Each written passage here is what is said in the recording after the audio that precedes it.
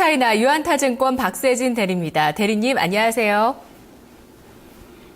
네, 안녕하세요. 네, 요즘은 연초다 보니까 또 뭐 여러 가지 올해 트렌드라든지 그런 부분에 대한 다큐가 많은데 최근에는 또 중국에 대한 다큐도 참 많이 다뤄지고 있어서요. 흥미로운 얘기들을 많이 듣고 있습니다. 같이 좀 우리 헬로차이나 보시면 더 재미있게 보실 수 있을 것 같아요. 오늘도 또 엄선해서 종목 이야기 가지고 와주셨죠. 예, 뭐 사실 다큐보다 더 생생한 현장에서의 이야기가 매주 이 시간에 전해지고 있죠. 매일 사실 헬로차이나만 보시더라도 현재 중국의 이슈나 뭐 최근에 어떤 쪽에 중국이 이제 집중하고 있는지를 그 흐름을 파악하시는 데는 가장 큰 도움이 되시지 않을까 싶습니다. 아까 그 시황센터에서 잠시 언급을 해줬습니다만 지금 뭐 이제 증권 업종을 위주로 그 중국의 그 대부분 금융업종들 필두로 한 조정이 급격하게 좀 진행이 되고 있죠. 아무래도 뭐 지난주 그 정부에서 발표했었던 그 증권 업종, 특히 이제 일부 증권사의 신용매매 규제 관련된 내용이 그 시장에 좀 어느 정도 불안 요인으로 작용을 하면서 그동안 급등했었던 그 증권 업종을 비롯한 여타 대형 업종들의 좀 낙폭을 키우고 있는 모습입니다. 이럴 때가 중요한 게요. 사실 그 좋은 흐름으로 진행되고 있을 때는 뭐 저희가 흔히 얘기하는 뭐 순환매 차원의 논리 뭐 이런 것들 생각하면서 사실 아무거나 아니면 혹은 좀 싼 종목들 그냥 접근하면 되는 시장이 맞지 않습니까? 이럴 때가 중요하거든요. 지금 빠지는 이유에 대해서 정확하게 좀 분석을 하고 이 부분이 어떻게 타개가 될지 그리고 지금 구간이 정확하게 좀 저희가 저가 매수로 활용할 수 있는 구간인지를 타진하는 게 가장 중요하다고 좀 보여지고요. 그런 측면에서는 오늘 그리고 혹시 내일 발표되는 이제 GDP 그 성장률에 관련된 부분들 이제 저희가 살펴보면서 좀 담아볼 수 있는 종목들 충분히 좀 생각해 볼 필요가 있다고 보여집니다. 그래서 이번에는 저는 개인적으로 한 번도 안 다뤘던 것 같아요. 중국의 부동산 투자 개발 업종에 대해서 좀 말씀을 드리도록 하겠습니다. 네, 부동산 개발 업체. 투자해도 될까요? 왜냐면 그 중국 증시가 지금은 강세장이잖아요. 근데 이전에 작년, 재작년 같은 경우 그 박스권에 갇혀 있을 때 항상 뭐 부동산 경착륙이다 뭐다 이런 부분들 뭐 정부가 또 부동산 과열에 대해서 우려하고 있다 이런 얘기들 항상 증시의 조정 요인이 되었거든요. 네. 사실 저희 작년 연말에 헬로차이나 연말 특집을 진행할 때 그런 말씀을 드린 적이 있어요. 저희가 이제 중국에 그동안 이제 7년 동안에 그 세계 증시를 전혀 추종하지 못했었던 중국의 조정세를 어떤 핑계로 그동안 일관을 해왔었냐면 GDP 성장률의 둔화, 그리고 두 번째가 부동산에 대한 경착륙 우려였었다라는 부분입니다. 근데 지금 중국이 자본시장을 개방하고 어느 정도 그 금융시장을 선진화하겠다는 취지로 후강통도 시작을 했었고 연초부터 그리고 작년 연말부터 지금까지 굉장히 강력한 유동성 정책들을 쏟아내고 있는 상황인데 이 부분에서 부동산이 앞으로 어떻게 진행이 될지를 생각을 안 할 수가 없거든요. 사실 중국은 지금까지 이제 경제 정책, 특히 이제 그 금융 관련 정책들을 시행을 할 때 주로 통화량 조절에 많이 의존을 해왔습니다. 지금 중국 같은 경우도 유럽이라든지 미국 등 선진국들, 특히 이제 양적 완화를 진행했던 대부분의 국가들이 겪고 있는 고민과 똑같은 고민을 사실은 하고 있었어요. 바로 통화량을 유동성을 공급을 했는데 풀어놓은 돈들이 실물 경제에 투입이 안 되고 은행이라든지 그림자 금융 같은 지하 경제에 머물러서 실물 경제에 투입이 안 되고 있었다라는 부분입니다. 그래서 작년에 이제 후강통을 위시한 여러 가지 금융 개방 정책들이 나오게 됐을 때 연말에 그리고 연초로 넘어오면서 시진핑 국가주석이 신축적 통화정책이라는 단어를 처음으로 씁니다. 신중한 통화정책이 아니라 신축적 통화정책이라는 말이 내포하는 의미에 대해서 저희가 생각을 해볼 필요가 있겠는데요. 이 부분을 부동산으로 저희가 어떻게 연결을 시킬 거냐. 지금 실물 경기로 돈이 풀리지 않고 있는 부분들은 부동산 가격에 어느 정도 우리가 경착륙 우려를 일관할 만큼 부동산 가격이 좀 정체되어 있다라는 부분 때문인데 중국은 잘 아시다시피 이제 제조업 비중이 차지하는 비중을 점점 줄여나가고 있는 국가죠. 이런 부분들 GDP 성장이나 이런 부분들을 포기하고라도 지금 중국이 키우려고 하는 부분들은 내수 성장에 대한 부분입니다. 그러려면 결국에 부동산 가격 그리고 전체적인 부동산 개발에 대한 니즈를 환기를 시키면서 점차 지금 은행권이라든지 그림자 금융에 묶여있던 돈들을 다시 좀 양지로 끌어올라오게 하는 그런 효과들을 좀 기대를 할 수밖에 없는 상황이고요.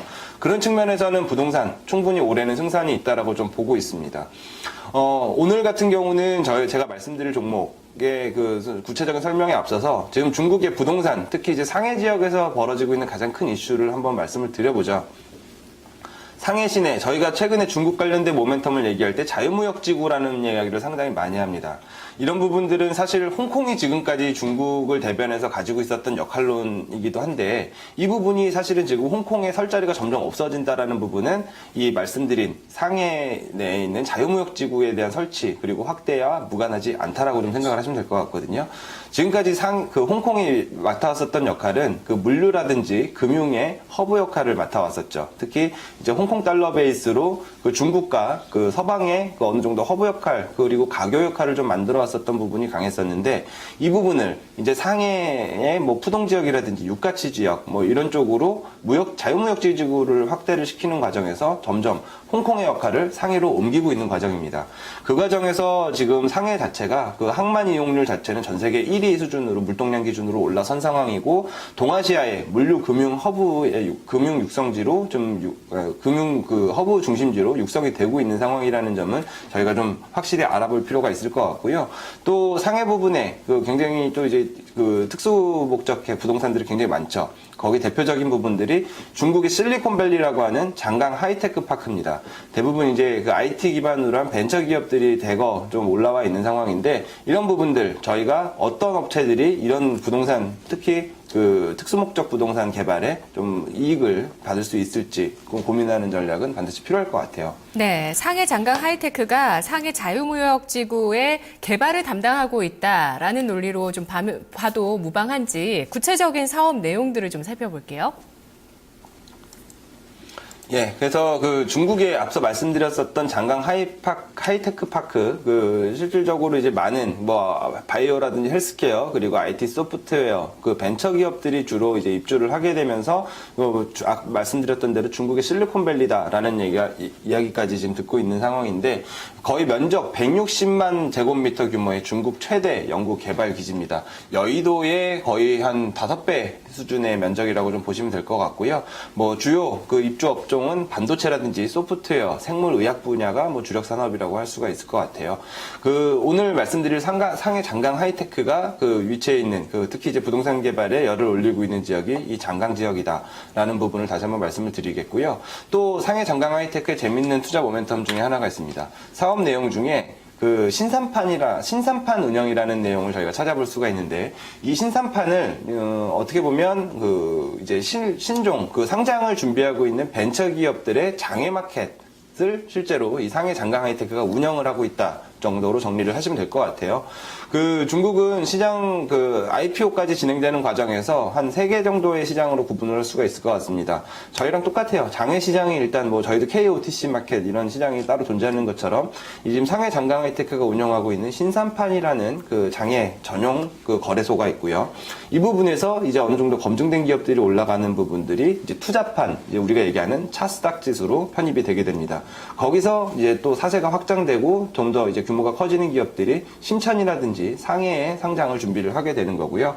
어떻게 보면은 기업의 벤처 기업들의 상장의 등용문이죠. 첫걸음을 이 상해 장강 하이테크가 운영하는 신산판에서 시작을 한다고 보시면 될 것 같은데 현재까지 2,100여 개 기업이 그 상장이 되어 있는 상황입니다. 작년까지 1,400개였어요. 그러니까 2014년에만 700여 개 기업이 새로 이제 이쪽에 그 이름을 올렸다라는 거죠. 중국 같은 경우에 최근에 규제를 해오던 IPO 업무에 대해서 작년부터 부분적으로 허용을 시작을 했고 올해 같은 경우 좀 본격적으로 확대가 될 조짐을 가지고 있습니다. 그러면 이제 그 벤처 육성 기업들 그리고 신성장 산업에 어떻게 보면 등용문이 될 수 있는 이 신산판을 통한 그 운영 수입에 대한 비중 자체도 이 상해 장강 하이테크는 부동산 개발 외에 그 추가적인 캐시카우를 좀 가져갈 수 있다라는 좀 투자 모멘텀이 있다라고 말씀드릴 수 있을 것 같아요. 네, 부동산 개발뿐만 아니라 이렇게 장외 주식을 거래하는 거래소까지 운영을 하는군요. 그 신산판이라는 게 언제부터 운영이 됐나요? 그리고 이렇게 설명을 해주셨지만 과연 이걸로 어느 정도의 수익성을 보여줄 수 있는지 사실 이렇게 확 와닿지는 않거든요. 우리가 국내 주식 투자할 때 관련 기업을 투자해 본 적이 없기 때문에 더더욱 그럴 수도 있을 것 같아요. 좀 더 구체적인 설명을 해주시죠. 예, 실제로 신산판이 운영된 지는 이제 한 5년 차 접어들고 있는 상황이고요. 아무래도 그 중국의 신성장 산업의 육성에 대한 정책들이 이런 부분들로 정책적 지원으로 좀 이어지고 있는 부분이다 보니까 특히 작년 같은 경우에 큰 폭으로 규모가 확대되는 모습을 보였습니다.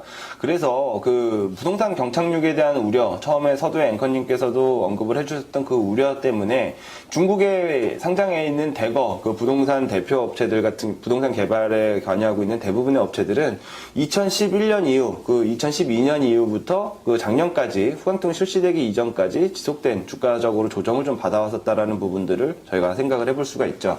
그 가운데서 이제 상해 장강 하이테크 같은 경우에는 앞서 말씀드렸던 신산판 운영과 같은 이제 부가적인 캐시카우가 좀 창출이 가능했었기 때문에 또 부동산 개발 지역 자체가 어느 정도 정부 정책이 뒷받침되는 장강 지역이라든지 푸동 지역에 위치가 돼 있다 보니까 수익성 측면에서는 아무래도 여타 부동산 업체들보다는 좀 좋은 측면이 있었다. 그래서 말씀드렸던 그 신산판 운영에 대한 부분은 저희가 이제 매출 구성으로 표로 살펴봤을 때 작년 기준으로 한 17% 그 통신 서비스와 주력외 기타 수입으로 포함되는 그 매출 비중 합쳐서 한 19% 정도 되겠네요. 약 20%가량이 지금 부동산 외 그 이런 신산판 등의 거래소 운영의 수입으로 좀 충당이 되고 있다라는 부분이고 실질적으로 영업이익률 자체도 굉장히 높은 수준으로 발생이 되고 있는 상황입니다. 이 부분이 작년에 그 표로 확인이 되시겠지만 전년 대비해서 20%가량 매출이 증대되는 효과를 좀 봤었다라는 거죠. 오히려 부동산 부분은 20% 정도 감소하는 모습을 보였었는데 이런 부분들이 어느 정도 완충작용을 좀 해줬다라고 볼 수가 있는 거고요. 그런 부분들 때문에 꾸준히 그 부동산 경기에 대한 우려 때문에 그 지속적으로 좀 안 좋은 모습을 보였던 여타 부동산 개발 업체와 달리 꾸준하게 좀 안정적인 실적세를 좀 견인을 해왔던 부분이 있습니다.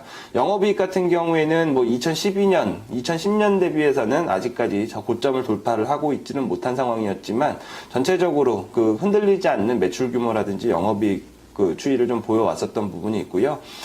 이런 측면 앞으로 이제 생각을 해보자는 거죠. 그 중국이 이제 돈을 이제 풀려는 정책을 계속해서 쓰고 있고 그 부분이 실물 경제로 전이가 안 돼서 소비 진작에 장애물이 되고 있다. 어디부터 촉발을 시킬 거냐는 겁니다. 부동산부터 열어줄 가능성이 굉장히 높다라는 거고 그렇다면 우리가 어떤 부동산에 집중을 해볼 것이냐 생각을 해봤을 때 물론 1차적으로 주택을 떠올리기가 쉽지만 이미 상해나 베이징 등의 일선 도시의 집값은 전 세계 집값이 가장 비싼 도시 탑10을 뽑으면 5개 안에 들어갈 만큼 가장 좀 비싼 수준입니다.